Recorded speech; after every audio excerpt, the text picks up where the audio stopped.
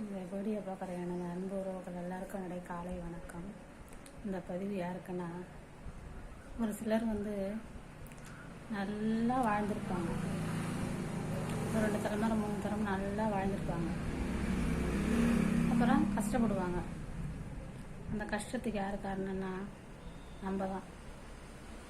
நம்ம என்ன சொல்கிறோம், கடவுள் மேலே சொல்கிறோம். இப்படிலாம் எங்களை வசதியாக வாழ வச்சு இன்றைக்கி என்ன கஷ்டப்படுறோம் பாருங்க. நம்ம லைஃப்பை பார்த்து நம்மளே வருத்தப்படுறோம். அதுக்கு பேர் கடவுள் கிடையாது, நம்மளே தான். ஏன்னு கேட்குறீங்களா? நம்ம என்ன செய்கிறோம், நம்ம அப்பா அம்மா சம்பாரித்து சொத்து இருக்குன்னு நம்ம எதையுமே செய்ய மாட்டேங்கிறோம். இருக்கிற சொத்தை வச்சு நம்ம எந்த வேலையுமே செய்யாத நம்ம அதை வச்சே சாப்பிட்றோம். அதை வச்சுட்டு எவ்வளோ நாளைக்கு சாப்பிட முடியும்? ஒரு 2 தலைமுறை சாப்பிட்லாமா, 3 தலைமுறை சாப்பிட்லாமா? அதுக்கு பிறகு நம்ம கஷ்டப்பட்டு தான் ஆகணும்.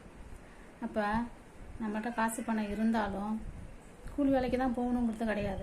ஏதோ ஒரு பிஸ்னஸ் செய்யலாம், அதில் நம்ம டெவலப் ஆகலாம். நம்மளை பார்த்து நம்ம என்ன செய்கிறோமோ அதை தான் பார்த்து நம்ம பிள்ளை கற்றுக்கும். நாளைக்கு நம்ம பிள்ளைக்கு நம்ம அப்பா அம்மா நமக்கு சேர்த்து வச்சாங்க, நம்ம என்ன செய்யணும், நம்ம பிள்ளைக்கு நமக்கு தேவையானதை சேர்த்து வைக்கணும். நாளைக்கு நம்ம பிள்ளை வேலைக்கு போகலன்னா நம்ம போய் அது கேட்டால் என்ன தெரியுமா, அது நம்மளை கேள்வி கேட்கும்.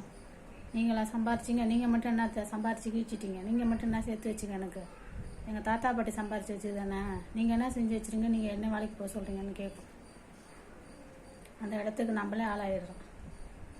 என்ன சொல்கிறேன்னா, ஒரு ஒரு ஒரு ஒரு வசதியே இல்லாத ஒருத்தவங்க அவங்க அப்பா குடிகாரங்களாக இருப்பாங்க.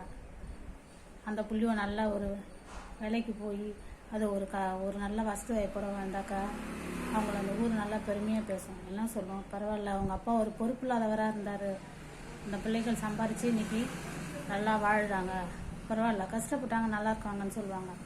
ஆனால் நம்ம கஷ்டப்பட்டோம் என்ன சொல்லுவாங்கன்னா, அவங்க அப்பா நல்லா கஷ்டப்பட்டார், நல்லா சாப்பாடு சாப்பிட மாட்டார் இந்த பிள்ளைங்களுக்காக, அப்படிலாம் சம்பாரித்து சொத்து சேர்த்து வச்சார்.